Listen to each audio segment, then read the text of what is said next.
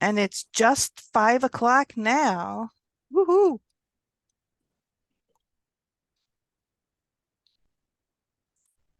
Oh, Shelly and John just left. God bless you. That was Guy in the living room. I'm in the dining room and you could hear him.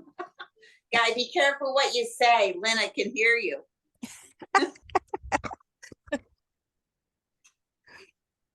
Welcome, Bob.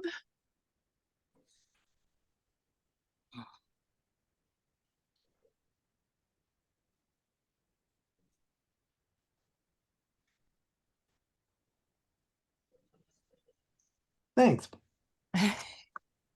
So,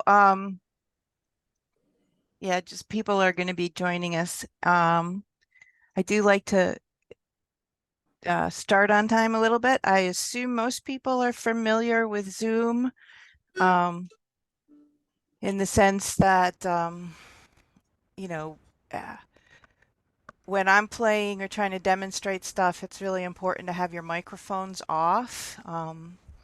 I have set up the meeting so that when people join us, they're automatically muted when they come in and they have to unmute. So that's just important to point out.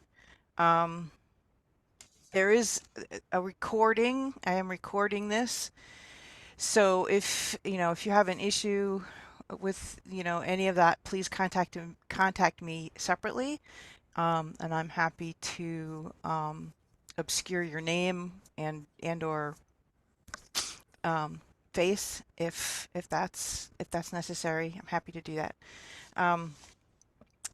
I record it so that I can provide it back to you. So after the session, I will send you a link to where you can download the recording, as well as a couple of other follow-up links. So that's just for you guys to use. Shelly, just sound check. Are you guys on? I'm not seeing video. You have to unmute to talk to me if you're trying to do that.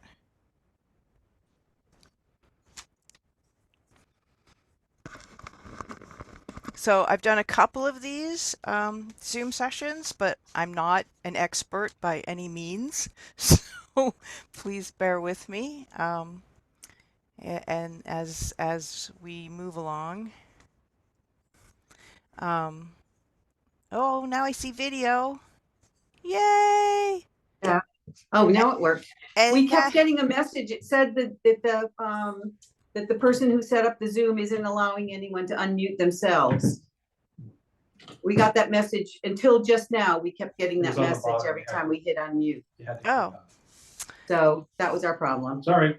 Sorry. No, I'm sorry. I will try to figure that out for the next time. Okay. No. All right. So I think does anyone have any questions before we get started? Nope. Nope. Okay, cool. So I think what we'll launch into is just a tuning check. So it's helpful when you play with other instruments. It's helpful for your instruments to be tuned the same. It's not necessary, but it's helpful because it will sound weird to you if you're hearing my dulcimer and it's not tuned like your dulcimer. So we're gonna I'm gonna shift my camera. Woohoo, maybe. Command, Control, Shift, N. No, come on. Control, Shift, N. All right, well, let me see if I can do it manually this way. Yay! Okay. So, all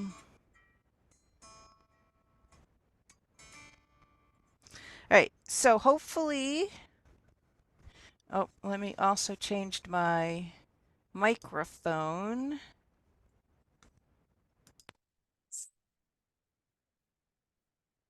And I need to turn original sound on. That keeps turning off when I change settings, so bear with me. So I hope you can hear my dulcimer now. Thumbs up if you can hear my dulcimer.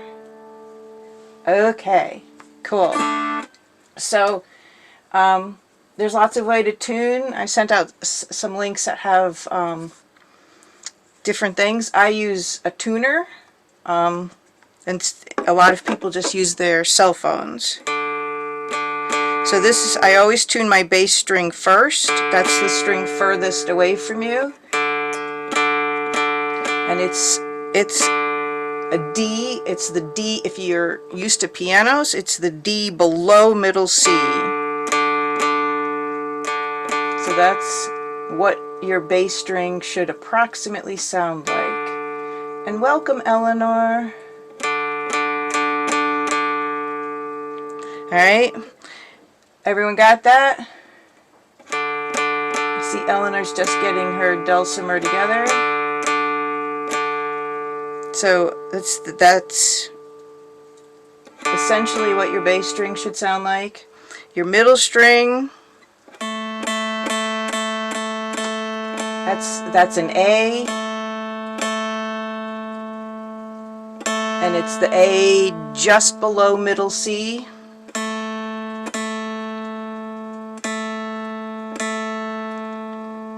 And then your melody string, the string closest to you, is a D, and that's the D just above middle C. Sound good? Alright, got thumbs up? Some thumbs up? Alright, alright. Alright, so I think it's been helpful in the past for me to share my screen, to have the music up on the screen for people. So let's do that. Ah, come on. Do do do do do.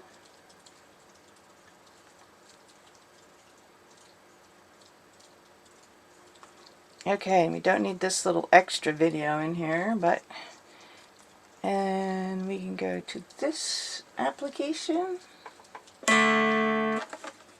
So hopefully everyone can see that now.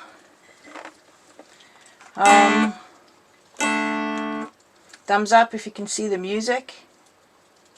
Yay, okay, cool. Just bear in mind, when I'm playing, I'm not seeing anybody.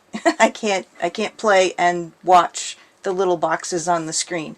So if there's an issue, if you can't hear me, or if there's a problem with the audio, or something's going wrong, just unmute and yell out that you need me to stop and check on something. Okay?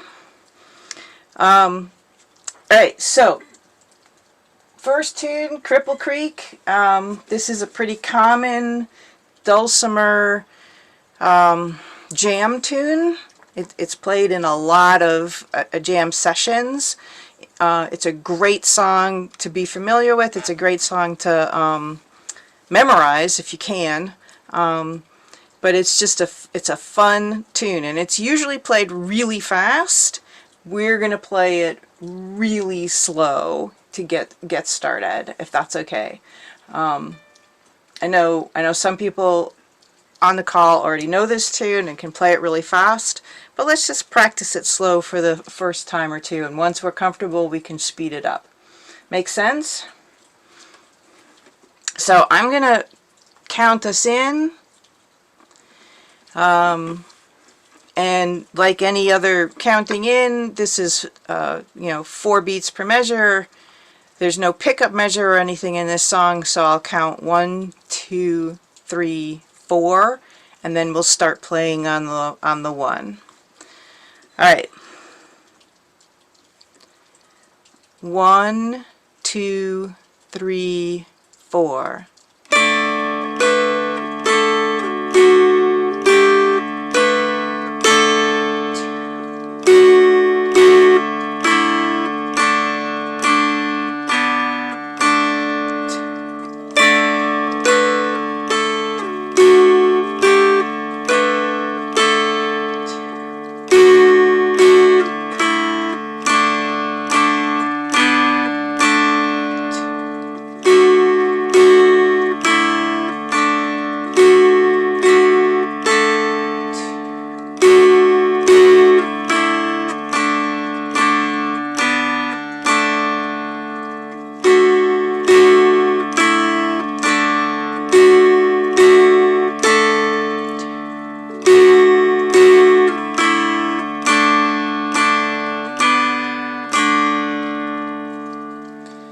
All right, everyone with me so far? I didn't mention that there is a repeat.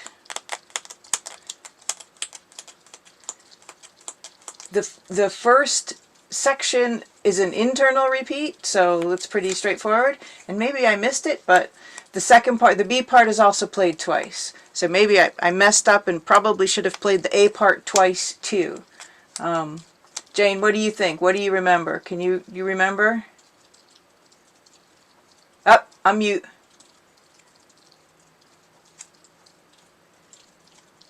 Two A's and two B's. Okay, so I messed up. Tell people just to put a couple dots in there. So yeah, tab is all over the place in terms of accuracy, in terms of ease of reading. There should be at the end of the first measure on the third line, there should be a repeat sign to go back to the beginning, and there isn't, and that's what messed me up because I was reading the music literally. Just like the end, the very end, the end of the measure, you see there's a repeat sign, and that goes back to the repeat sign that's just before it.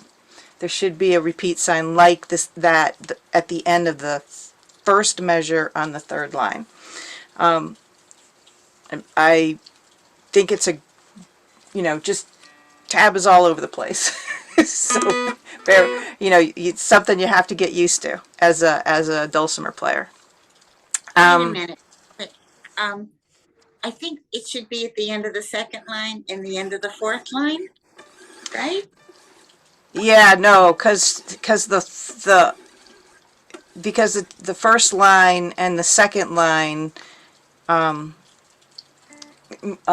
on to the third in this version that I have. So it's really, whoops. Ah!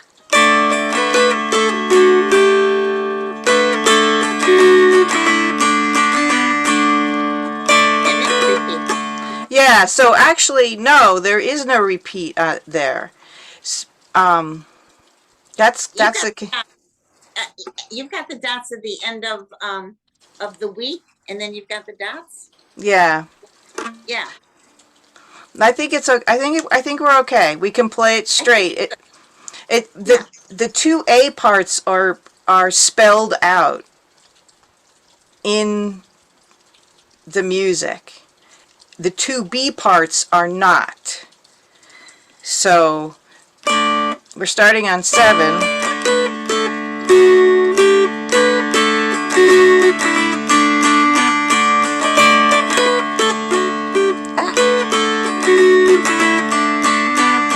So that's two A parts.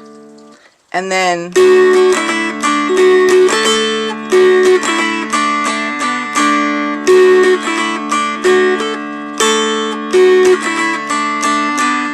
that's two B parts. Perfect. Cool. All right, so we'll play it again a little faster than the first time. Is that good for you guys? Thumbs up? A little faster? Okay. All right. 1, excuse me, I want to do it a little faster, but not as fast as I was just playing it. 1, 2, 3, 4. 2.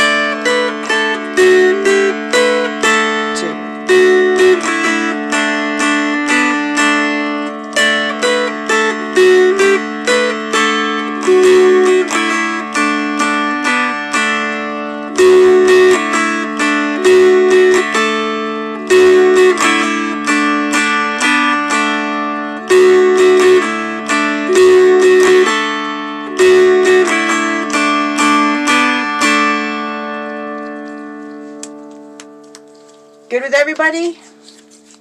Cool. So these are just like warm-up tunes, and I highly recommend when you're practicing, find some tunes that are easy and play them as your like first tunes that you're playing, just as a little warm-up.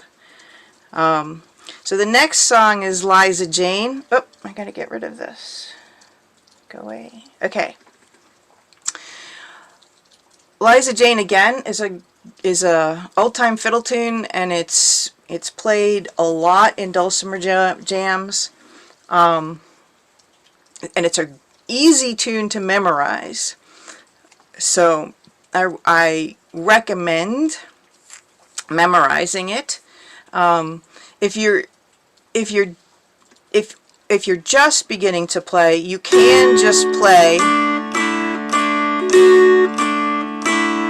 the melody notes, which you know, if you're reading tab, that's the lowest number, so it's 2 open 1 open 2 open 1 open 2 4 2 4. That would be just the melody line, and it's perfectly fine to play just the melody line and not do the chords.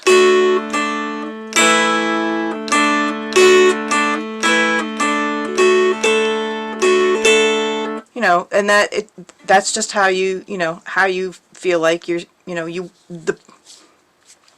the goal is to learn to play the song, and once you get comfortable playing the melody, the chords typically naturally follow after that.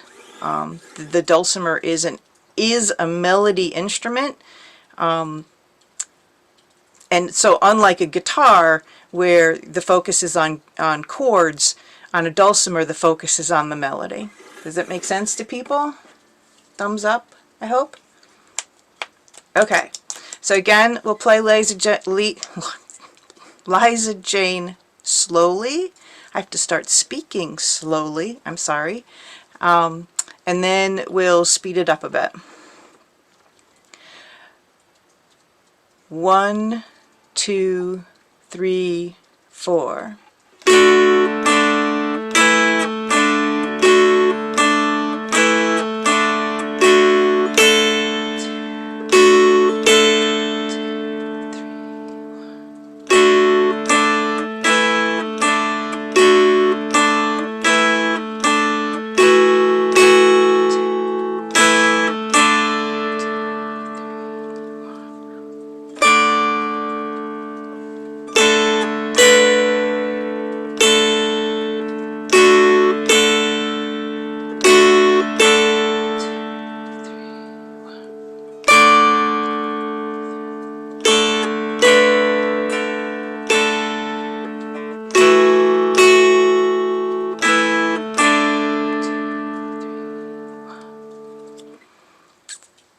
Hope that was okay for folks. Again, there's sometimes people play the A part twice and the B part twice. In this case, on this particular tab, they're already spelled out twice. So I'm pretty sure it's fine to do that. Faster? You guys think you can go faster? Thumbs up? Thumbs down? Questions? Eleanor? Thumbs up. Great. Okay. All right. 1, 2, 3, 4.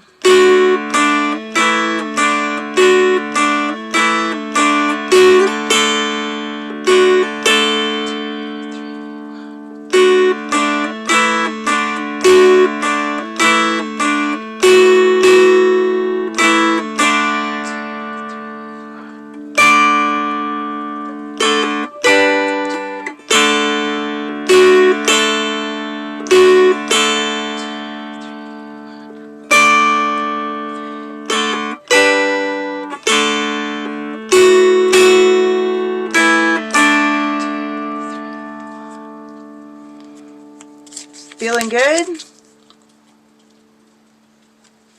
Anyone have any questions? Trouble in any part? Shall we take it a little bit faster? Got a couple of thumbs up? Alright.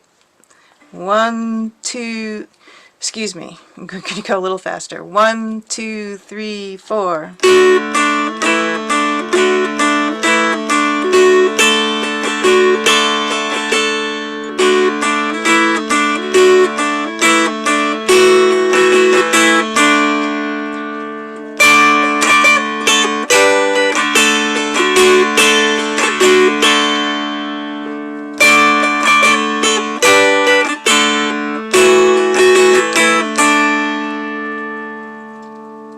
Now that's about the speed that they would play this in what's called a slow jam. If you go to a dulcimer festival, they usually will have a normal fast jam and they'll have slow jams. And that's about the speed they play it in a slow jam. A normal jam is a lot faster.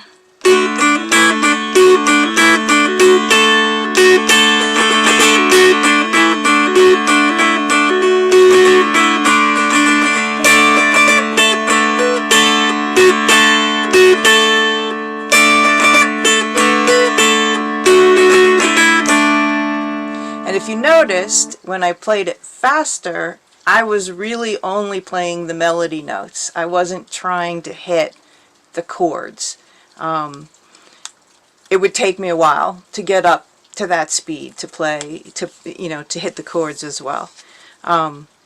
So yeah, this is a great tune to memorize, and I highly, highly recommend that you do have a couple of tunes that you really work on memorizing. Part of the reason why this is a great tune to memorize is because you really only have to memorize 8 measures. The first 4 measures are almost identical to the second 4 measures, and likewise, the chorus part. There's really not that much difference between the different lines. So, if you can memorize this and then play it without the sheet music, you'll have a completely different feeling of playing your instrument. You'll actually feel like you're playing a song rather than reading music and playing it on your instrument.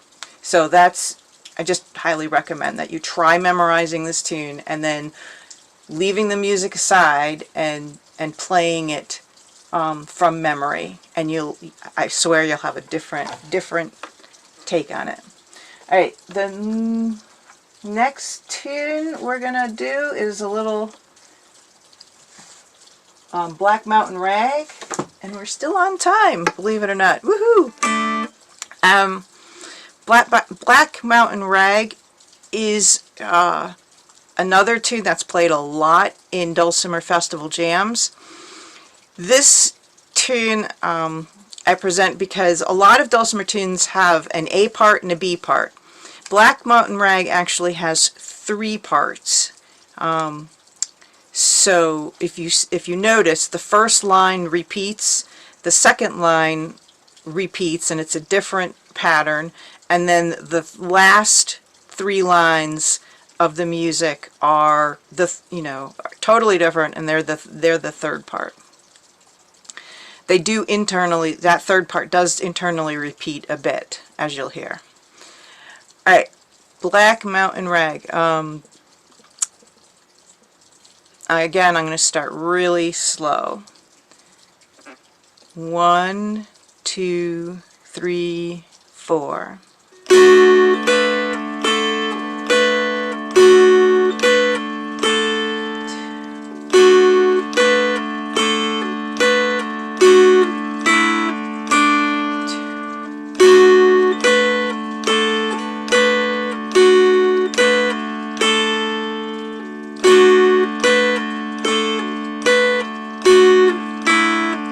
Second line.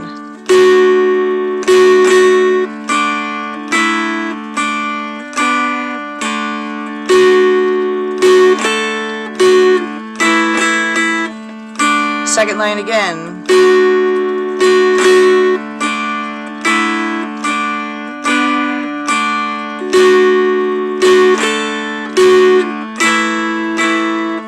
Third line.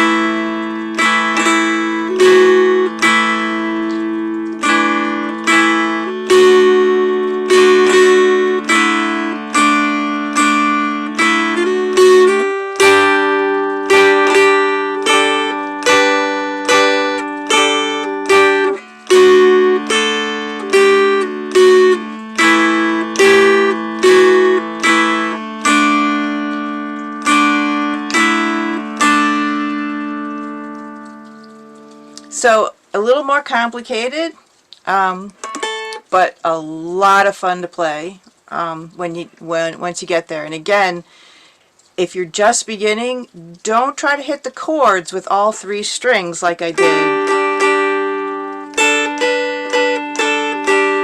I mean, if you can do that, great. I'm going to stop the share for just a second.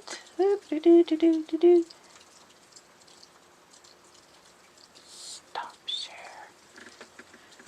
So that you can see when I get up to the, come on camera. When I'm playing the 3 3 3s, I have my 3 fingers down on those 3 strings. And then I'm using my thumb, which is free,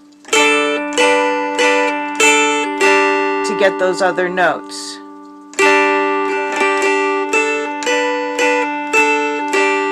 Right? But again, don't have to, I'm going to bring that back up the screen share. Probably don't want to share that. I want to share that. Okay. Come on. Hello, Zoom. Alright, come on, Zoom. Sorry about small technical difficulty here. Screen. Start. And yay.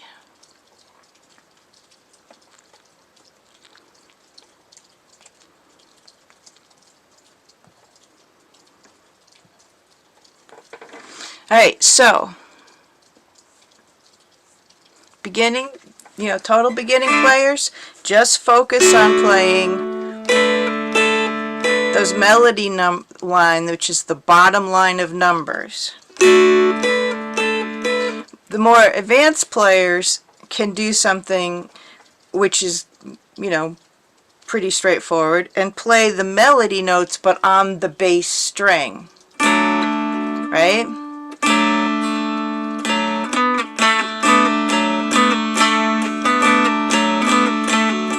Oops.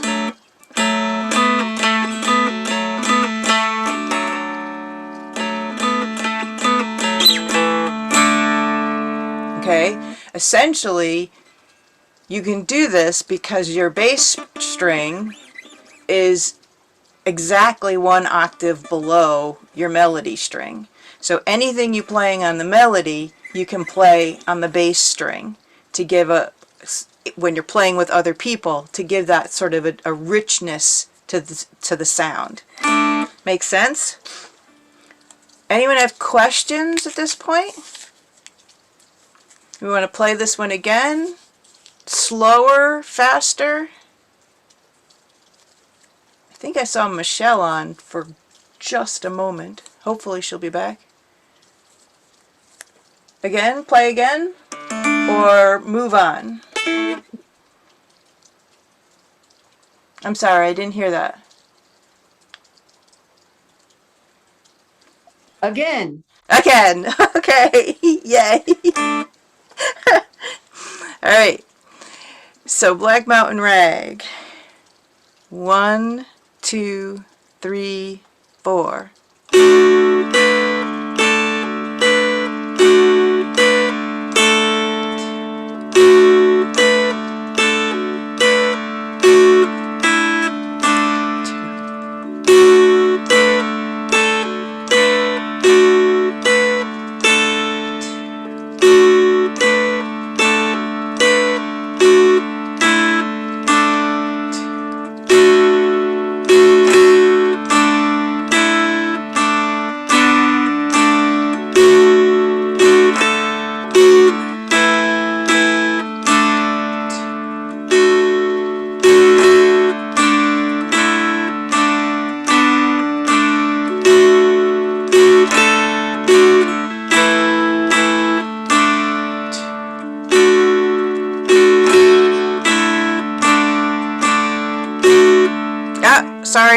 Sorry, that was totally my fault. Start at the third line, third section. Again. 1, 2, 3, 4.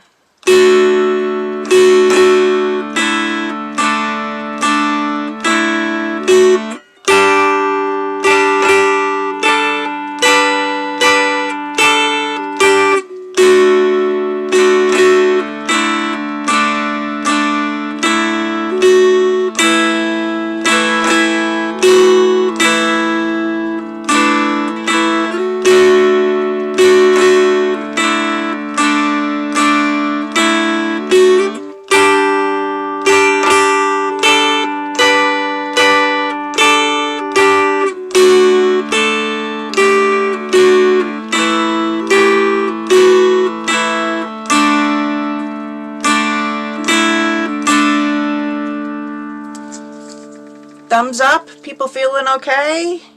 Anybody lost? Okay, great. Several thumbs up. Cool. So yeah, this is a great tune. Usually it's played.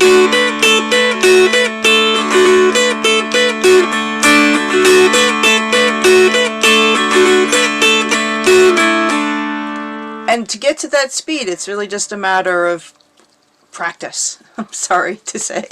Practice. All right, so let's move on. We're going to look at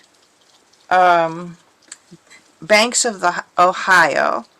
Now, Banks of the Ohio. Oh, no. I'm sorry. All right, we're going to skip the Four Marys and maybe play it at the end, just because I want to move on to, I'm just getting a little bit behind. So, Banks of the Ohio is a melody. It has both a melody and a counter melody to it. And I just want to take a minute and show, like off the dulcimer, just so that you can see how I approach duets. This is not my duet. This was a duet that Ron Zuckerman put together. I don't know him, but I'm ever grateful. I just need to stop that share. Ooh, yay! Alright, maybe. Hold on. Maybe it's easier. I'm going to share this a different way. Hold on. All right.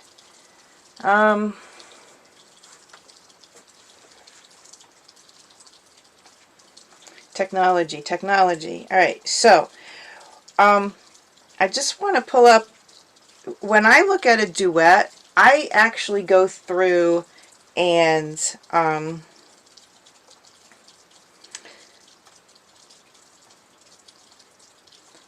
I look, I met, if it is, if, all right, marked up.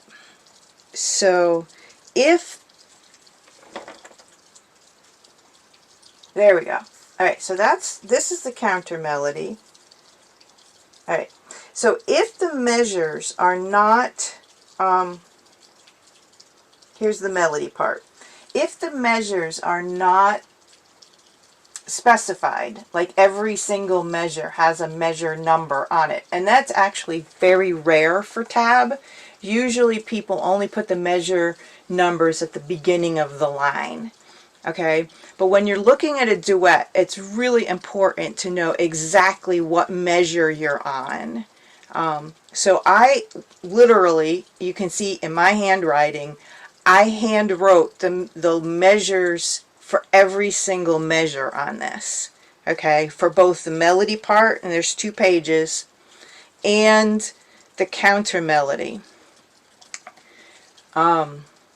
And the reason why I do that is because then you can look at the individual sections, okay? And you can see that in the melody section, measure 16, you're playing 4 quarter notes. But in the counter melody, you're only playing 1, and then you're resting for 3 beats. And then in measure 17, up in the melody,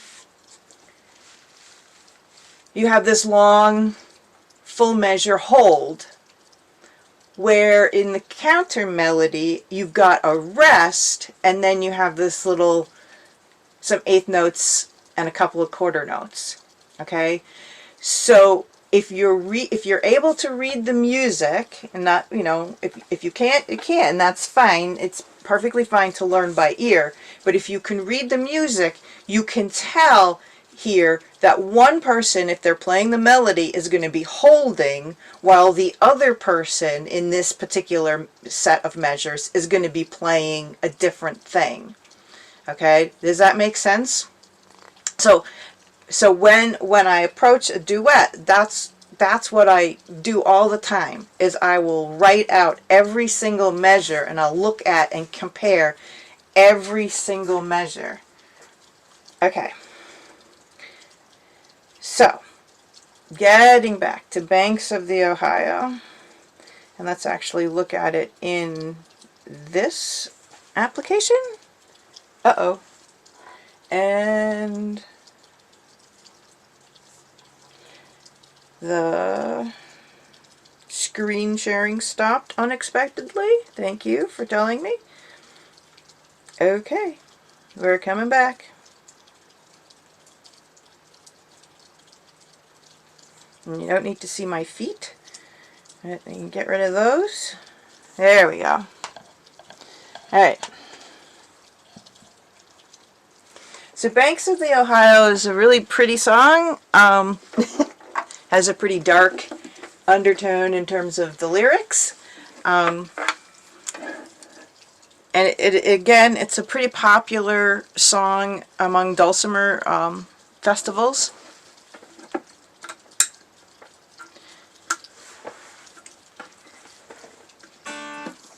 Now, for those who haven't been here before, this does have 2 pages, so when I get to the end of page 1, this is what you will see happen. It'll automatically shift to page 2 on the screen. Okay, so if you're looking at the screen, be prepared for that. If you have the tab printed out, then just have the 2 pages in front of you. Make sense? Alright, got 1 thumbs up. Alright. Now, this tune does have a pickup measure. So when I count in for this, I'm going to be counting in 1, 2, 3, 4, 1, and then we start to play. Okay? Make sense? Again, that's really for folks who are reading the music. If if you just want to play by ear, that's fine too. And I will play this very slowly, and I'm going to play only the melody for now. I will, in a little bit, show you what the counter melody sounds like. And I have a recording of me playing the melody, so that for folks who are a little more advanced and they want to try playing the counter melody, if you play, later on, if you play the melody, the recording of my playing the melody, and then try the counter melody, that can be a little bit of fun. All right, I got to get my foot pedal in the right position. All right, so again, it's 1, 2, 3, 4, 1, and then we start playing.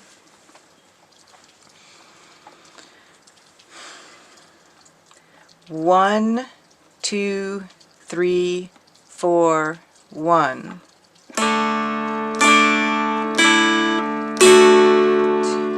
3, 4,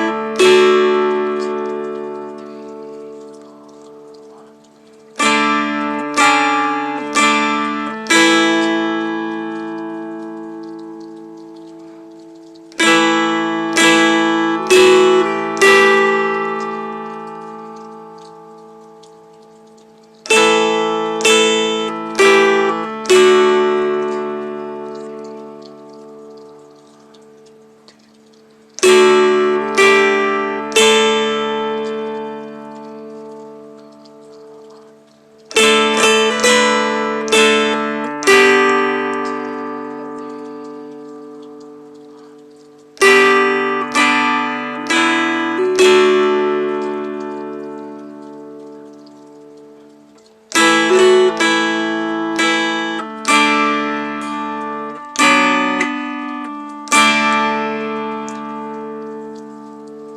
'Alright, I messed up at the end. Sorry about that. But there's a couple of neat tricks in here that's a good idea to learn. One of which is this is in measure 24, 25, and 26. So we're coming up 2, 3, 4. Now, I don't know if you can see my dulcimer player, but I'm starting on my ring finger on 2, middle finger on 3, and by 4, I'm using my index finger. Now, I could use my thumb to get the 5 in measure 26, but what I actually do is, it's called a finger substitution. So I'm actually then bringing my ring finger up and putting it right down behind my index finger, so then I have my index finger available. Does that make sense to folks? Yeah. Okay, got one thumbs up there. Couple more thumbs up. So that's called the finger substitution.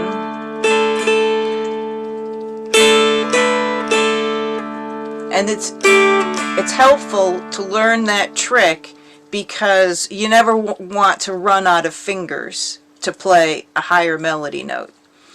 And sometimes you can run out of fingers.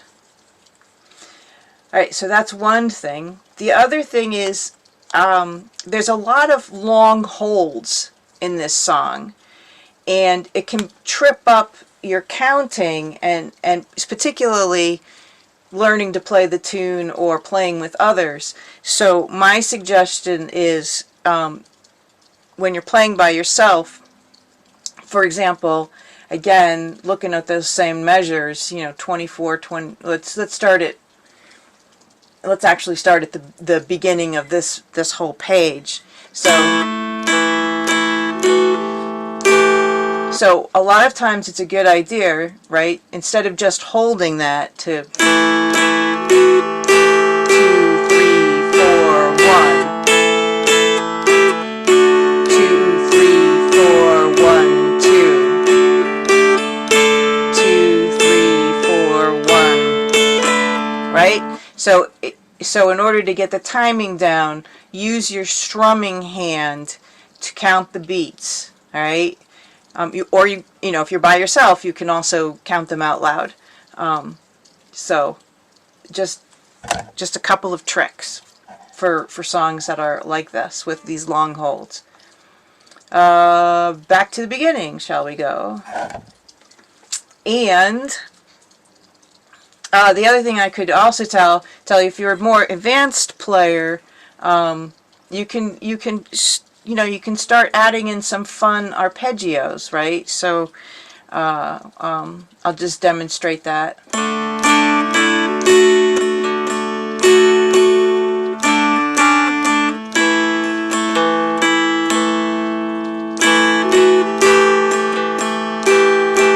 Right?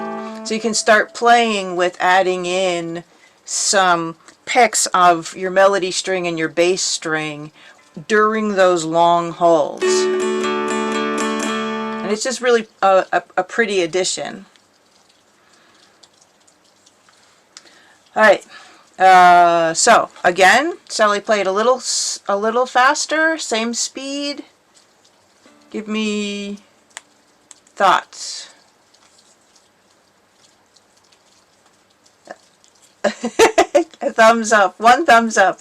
Alright, a little faster. Alright. 1, 2, 3, 4, 1.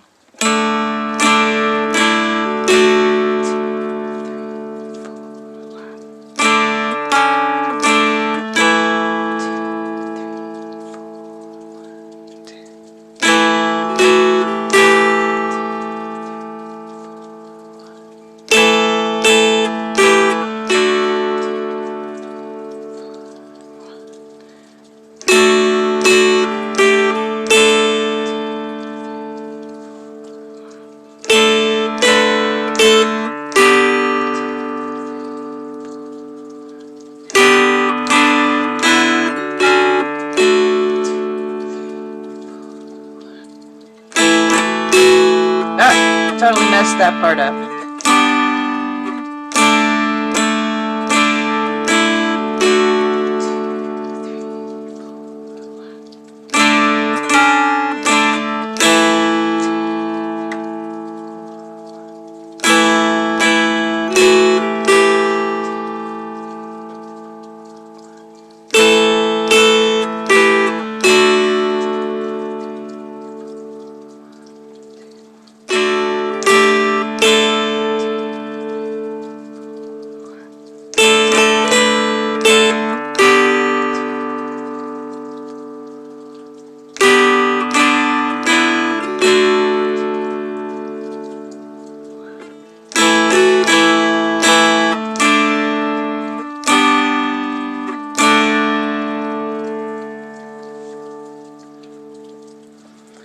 good so far? All right. So, I'm just trying to find out what time it is. Oh, 5:50. Okay. So, let me demonstrate a little bit of the counter melody. Now, when you look at this, the first few measures, it actually looks like a harmony.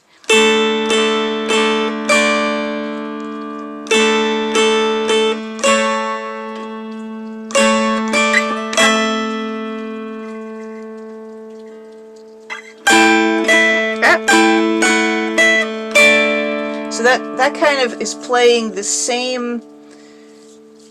It's like a fifth up. So it's kind of playing the same notes at the same time.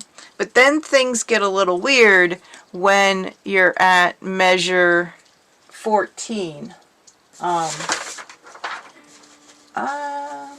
So in the melody at measure 14, the end of the third line, the melody is going, right? In the counter melody, measure 14, it's in the middle of the third line. You're just playing, okay? So now we're not actually playing a harmony. This really is, I think, would be considered a counter melody. All right, so then when you get into the chorus for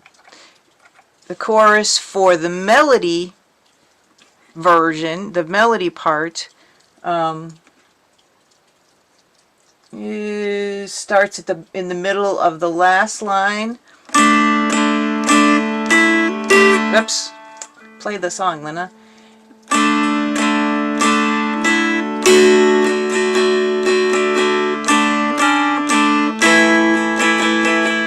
So that's sort of the beginning of the chorus for the melody. For the counter melody, the beginning of the chorus starts out with actually 3 beats of rest. So 1, 2, 3, and then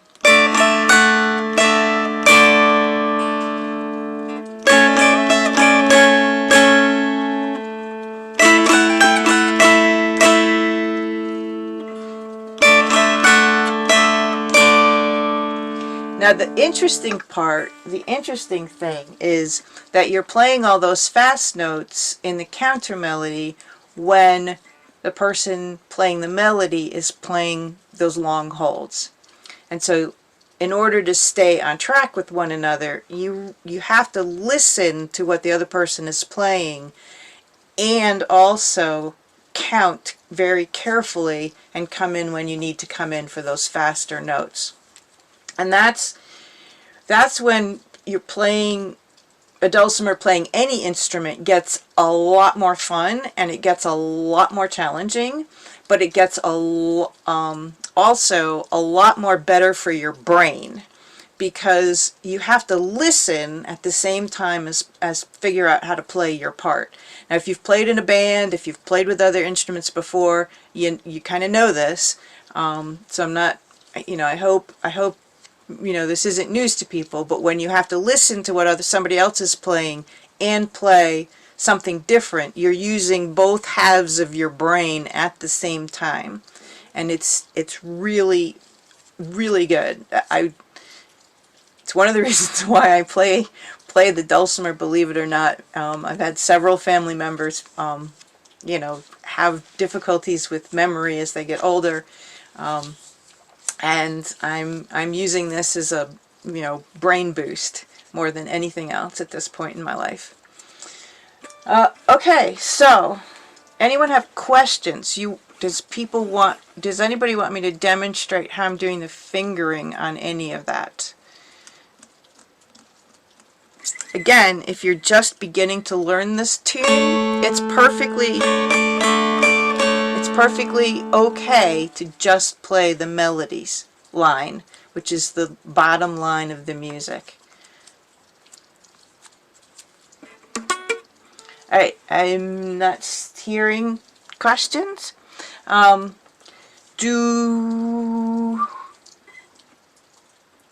So we can move on. I like to begin practice sessions with good warm-up songs, and I like to end practice sessions with similarly easier to play, sort of play-out tunes. I'm not sure if people are familiar with Around Her Neck, She Wore a Yellow Ribbon. This was, it's actually, I learned it in a John Wayne movie, so it's, it's kind of a fun song for me to play. This is an arrangement that I made with Jane, who's on the call with us, years and years ago, 2007, right, Jane? Yep.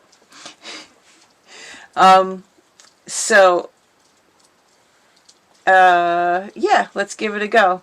And in this case, because it has a pickup measure again, I'll be actually counting 1, 2, 3, 4, 1, 2, 3, and then we come in with playing the 2. All right, good to go.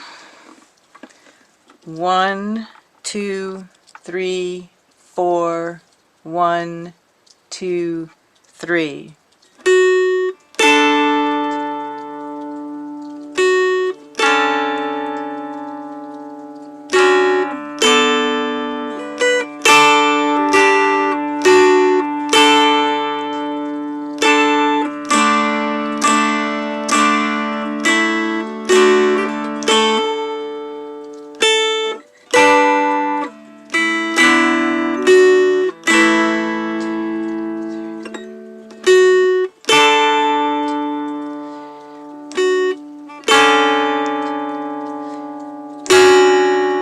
Sorry about that.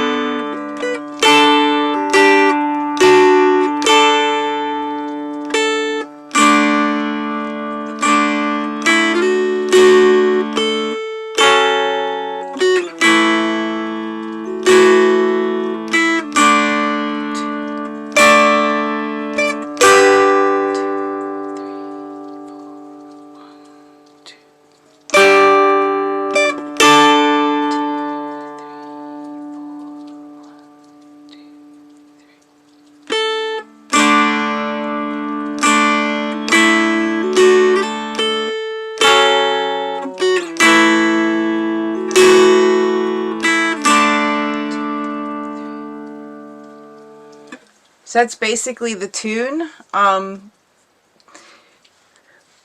of the things that is helpful to learn with this tune is there's a lot of dotted quarter notes. And I was recently playing with the Marlboro Dulcimer Gathering group that we get together with in person. And one of the people that was there made a really wonderful comment, which is you just have to kind of feel those with your heart. There is a timing, but it's yeah, you just kind of have to feel how long you want to hold those with your heart. And that's just something you have to sort of play with and get used to. So, and again, it's an opportunity to listen really well to the other people you're playing with, to see what their timing for those dotted quarter notes are. Lynna, Yes? I find it helpful to put the dots down in the tab Yes. so you see them more directly. Yes. You're right. A lot of people do put the dots down in the tab. They also use a bunch of different, not just the dots, but they'll also have a different timing stuff in the tab. And honestly, when I tabbed this out, I didn't do that. But yeah, it can be helpful to see them in the tab, because a lot of people, particularly beginning players, are just looking at the numbers. They're not looking at the notes.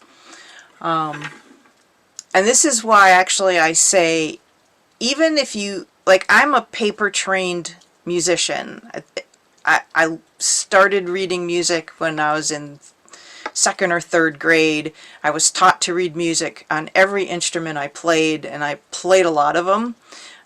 So I really focus on learning music by looking at the paper. But having said that, I have to hear the song to really get it in my head. So even though I'm a paper trained musician, I still need to hear it, and sometimes that means, like, you know, like when I was teaching myself Banks of the Ohio, I'd played it really, really slowly and counted every beat until I was, you know, really confident in what that sounded like.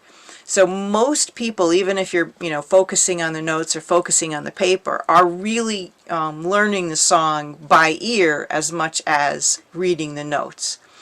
And your comment is actually really valuable, because a lot of people just look at the numbers, and having the timing in the numbers where the tab is really helpful for those folks. So I'm sorry it's not on this one. Okay, do we want to play this again? I'm looking at my time. We're at just after 6 o'clock. Woohoo! Do we want to move on? Lynna, I want to thank you. I have to leave, but this has been fun. Okay, great. So, I will follow up with an email and hope to see you okay. again at some point in the future. Okay, wonderful. Anyone else have a thought? Do we want to play this song again, or do we want to move on? Move on. Move on. Okay. All right. So Barbara Allen, this is a really old British ballad. Comes from the British Isles. Could be as old as Greensleeves, which is, you know, Shakespearean time, but who knows. I put this in here because it's a little more challenging. There's a lot more chords here. I'm going to leave. I have to leave, so.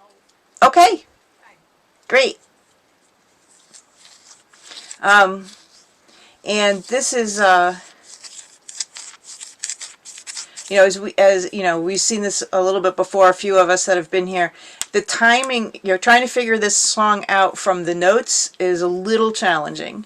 But it's a great tune to learn, and it's a short enough tune that you can probably get it into your memory as well. All right, shall we play this one a little slowly to begin with? Okay, Michelle, it's really helpful now that I can see your smiling face on my small screen. All right, I don't even begin to know how to count in for this based on the timing of the notes that are on this. So I am just going to count 1, 2, 3, 1, 2, 3, and we'll start playing at that point. All right.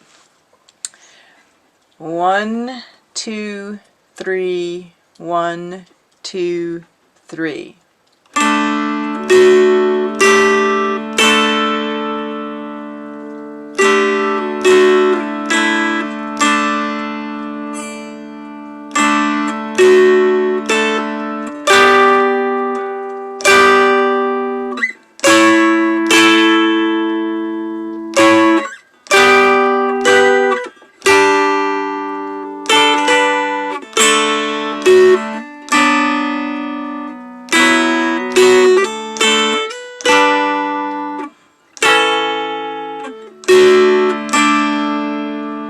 That's approximately the way the song goes. There's a lot of different variations of it.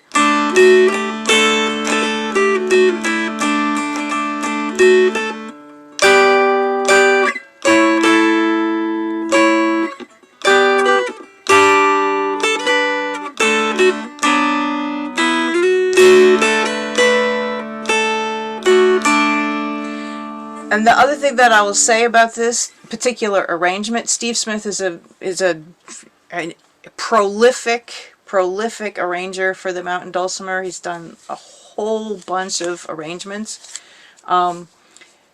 It's hard to get all those chords in when you're just learning this song. So leave some of them out. I frequently, in the last couple of measures, I will put my pinky down to get the 1,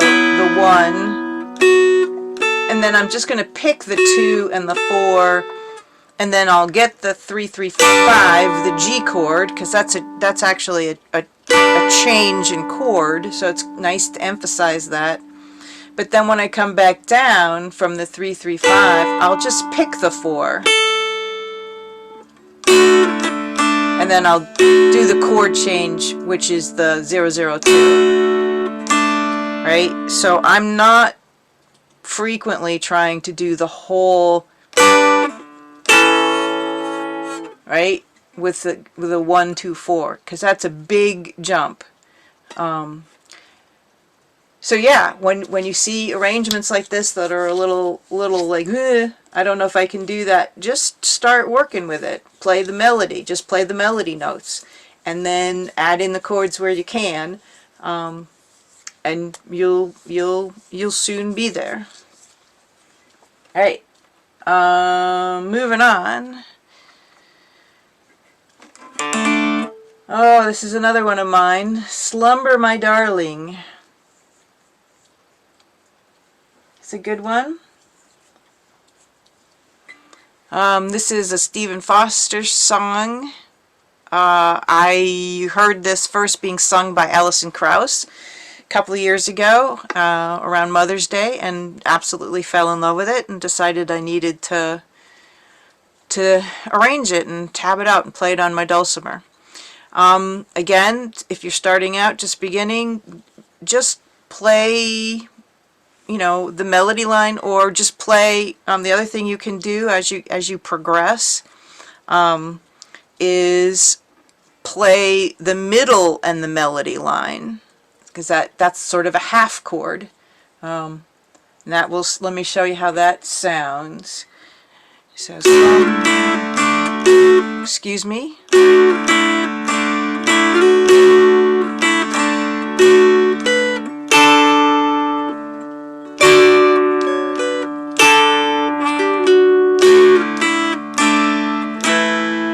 Alright, so that's playing half the chord, and it sounds fine. Oh, I did it again.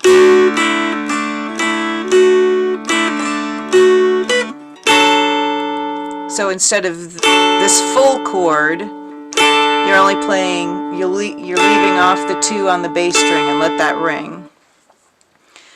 Alright, just something to do.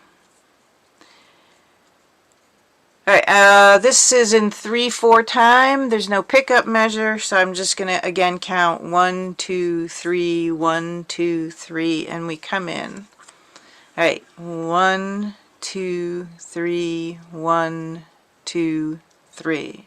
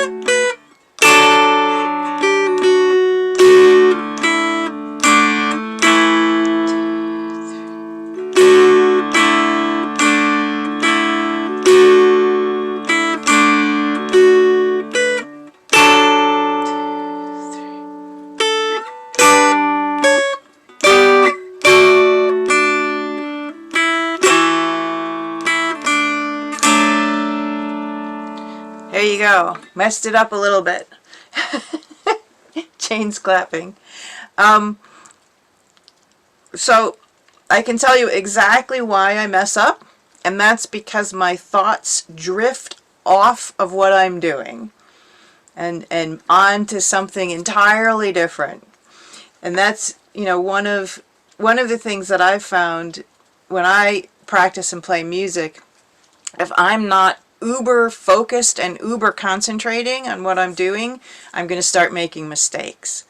And that's it's just what happens. And to kind of counteract that a little bit, what I've been working on is precision. So really looking at my instrument, really fretting in the proper position right behind the fret and really concentrating on that. But then my mind wanders and I make a mistake. All right, do we want to play this one again or do we want to move on?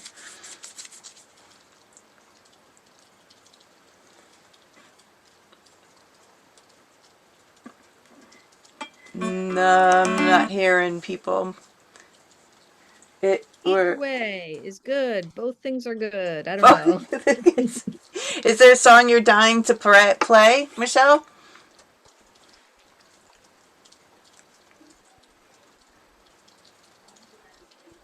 I'm always a sucker for simple gifts. Ah, okay. All right. Well, And we must play When Irish Eyes Are Smiling. okay. Yes. That's Jane's favorite. Bob or Shelley, do you have a good one that you want to play? Simple Gifts is good. Okay. So, how about we play When Irish Eyes Are Smiling and Okay. then Simple Gifts. Sure. Just cuz that's the order in which I had them. Woo!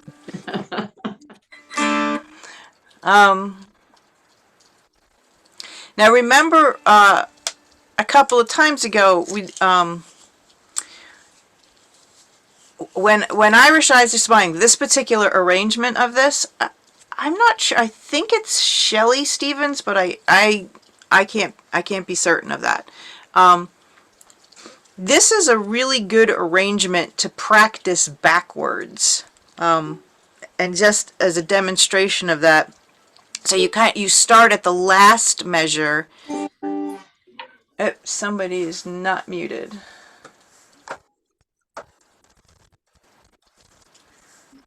And I can't tell who it is. So you start at the last measure.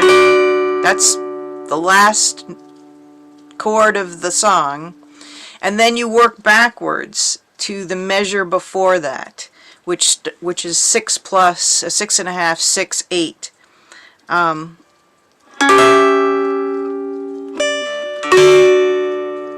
And one of the reasons why you work backwards like this is to practice those chord changes, and it can be helpful in certain songs, and this is a great example of that, of when working backwards it really helps. So like if we go to the measure right before that, which is the 5, 4, 5, 6.5, 7, 6.5, 6, 8. Right? So it helps sometimes get the fingers moving in the right way to make these chords. All right, so, but when we play it, of course, we play from the beginning, and we'll go really slowly. This is in a waltz. It's three-quarter time. So and there's a pickup measure. So it'll be 1, 2, 3, 1, 2, and we'll come in. 1, 2, 3, 1, 2.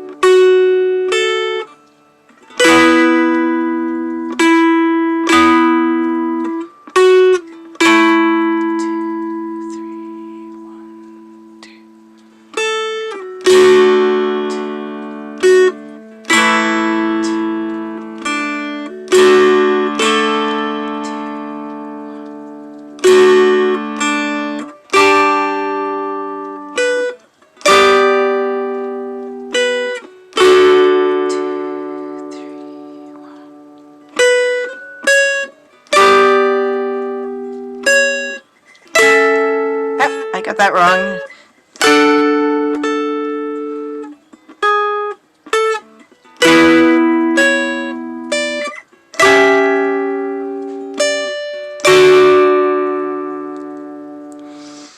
Here we go. Play it a little bit faster. Michelle. Shelly is good to go a little faster. Jane's good to go a little faster. Michelle will try, right? Okay. And hopefully Bob is still with us. Alright. 1, 2, 3, 4, 1, 2.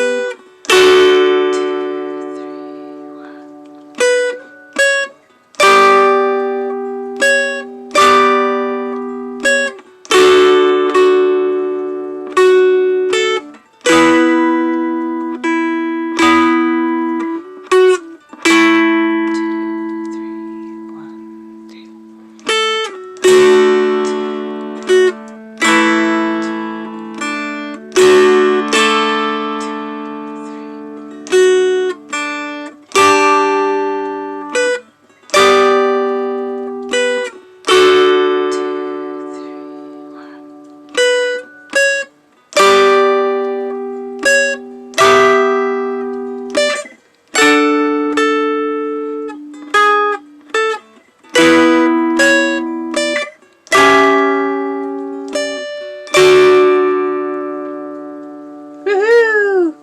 Yeah, I got that. The last part. Yay! Alright. Questions? Comments? Alright. Shall we move on to simple gifts? Alright, reminder, this is a version of this song that I got at the Dulcimer Days Festival from Rob Brereton, and it was a workshop specifically on chords. So all of the handwritten numbers and slashes and everything are just my random thoughts about what chords I want to play. But you should ignore all of them. And add in what chords you want, any chords you want to do differently. The one thing about this tune, there are times, like some of the other tunes we've been playing, where the melody actually jumps to the middle string. So you want to watch that. It's the very first couple of notes on the first line, the last couple of notes on the first line, and then a note on the second line. Alright, so we'll start really slow. This is common time, so 4 beats per measure. So this I'll actually count this in as 1, 2, 3, 4, 1, 2, 3, and then we come in. Alright, 1, 2, 3, 4, 1, 2, 3.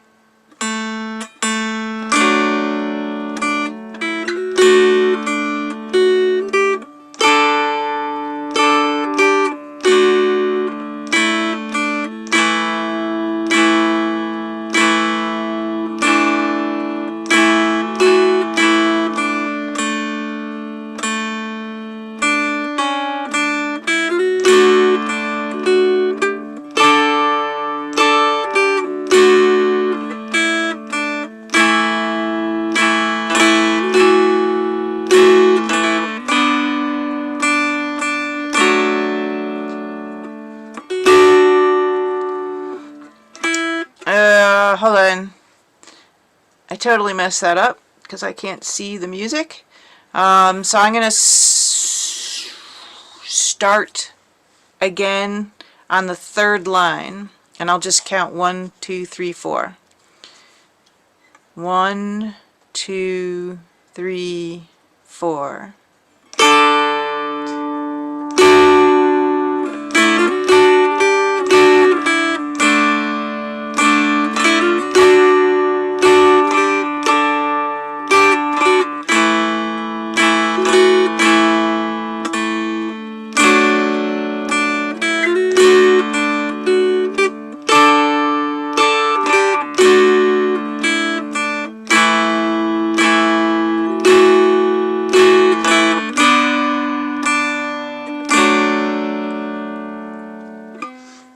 All right, I feel like we should play that one again. What do you guys think? All right. All right, so same count-in as before. 1, 2, 3, 4. 1, 2, 3.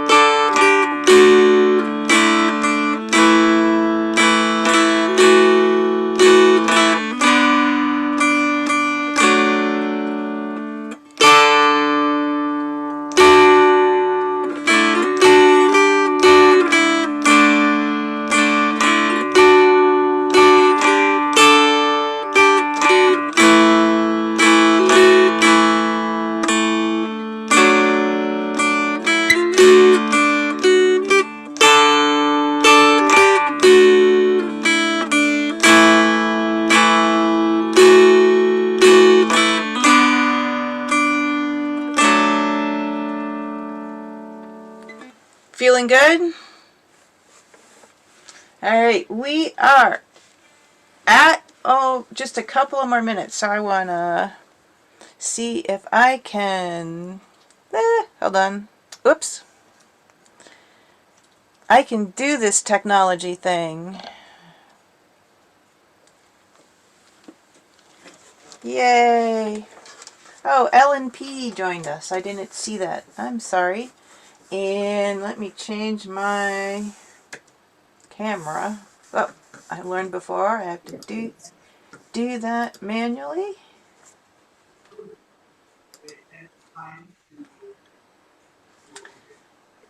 All right. So, how did that feel for folks? Good. Good, cool. And the other question that I have, are you feeling like you're progressing? You're getting something out of this, moving ahead, moving where you want to go. Fast as we can. All right, so I recently learned, we've all learned the phrase "practice is perfect," right? We've heard that before. Practice makes perfect. The reality is, practice doesn't necessarily make perfect, and perfection is not necessarily what you want in music, right? So I think it's better to think about practice makes progress, right? And it doesn't matter if you practice once a week, once a month, or 3 times a day. It's all progress. It's all moving you forward. If you can only practice like once a month, you're going to progress more slowly. If you can practice more often, you can progress more quickly. And that's a reality with just about everything. But the reality is you're not striving for perfection, and that's a really important key for playing an instrument, for trying to get musical when playing an instrument.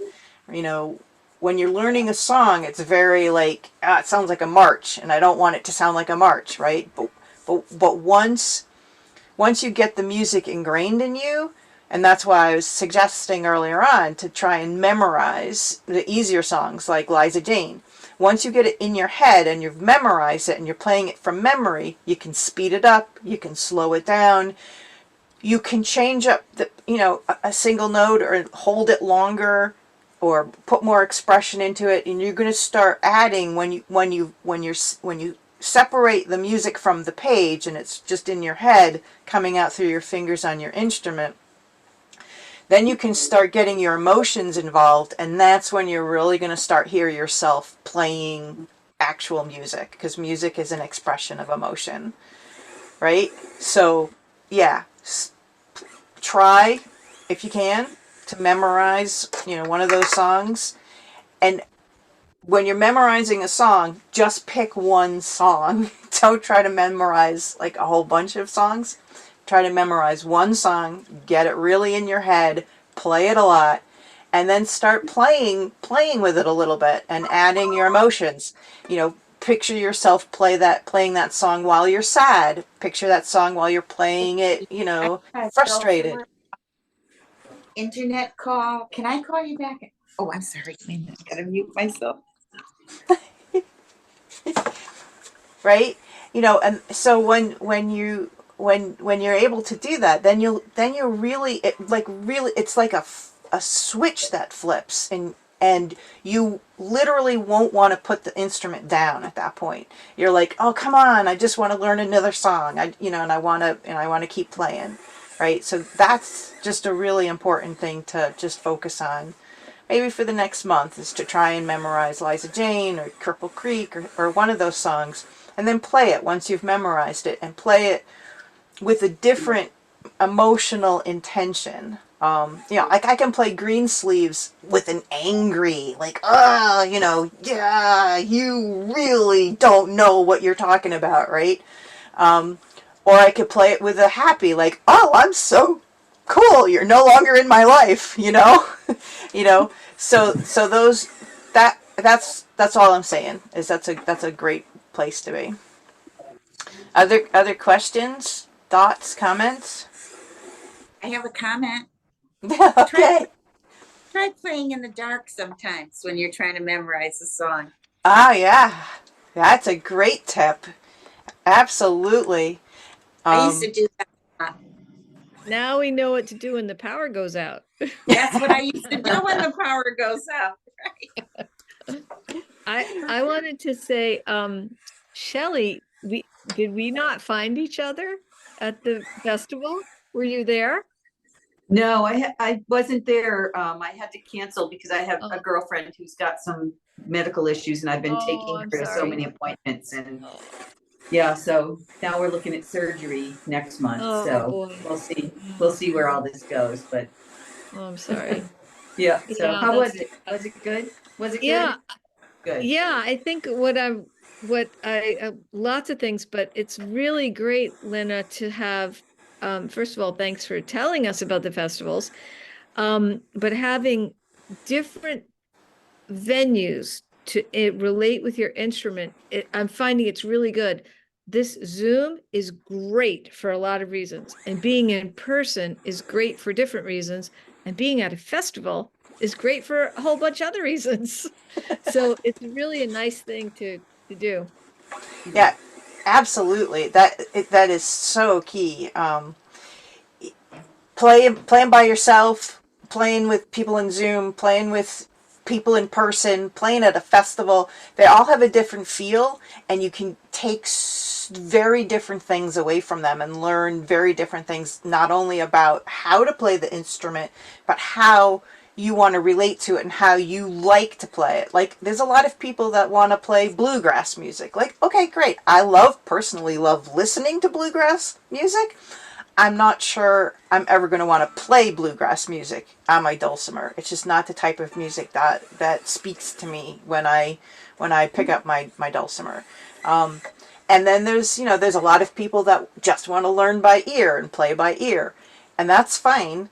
And as I said earlier, even if you're paper trained like me, and believe me, I'm using the word paper trained like a puppy. When you paper train a puppy, okay, it's a crutch, and I know it's a crutch, and the paper can interfere with actually sounding musical. So there's a lot of people who like to only play by ear, and that's that's great. I think that's wonderful. Me personally, I need a little bit of a roadmap to just get me started. And then once I have the tune in my head, I work on memorizing it. And then I work on changing it up and playing it more musically in the dark, as Jane pointed out, or just like without the page in front of me. Other questions or comments? This is so great, and I really want to thank y'all for continuing to come on this journey with me. I love the instrument. I've been playing it for decades, and I hope that I can impart some helpful information to folks. I will after this. It takes a couple of days for the recording to get finalized. Once the recording's finalized, I'll send out a link to the recording so you can have that, and I'll also send a couple of other links. One is, as I said, I have a recording of me playing the Banks of the Ohio melody portion really slowly, so that if you wanted to, you can think about and start practicing the counter melody part. That's just something, because it's hard to practice the counter melody without hearing the melody. And in a duet thing, you have that it goes together. So it's really important to play the counter melody while listening to the melody. Other thoughts or questions? People need stuff? No? Thank you.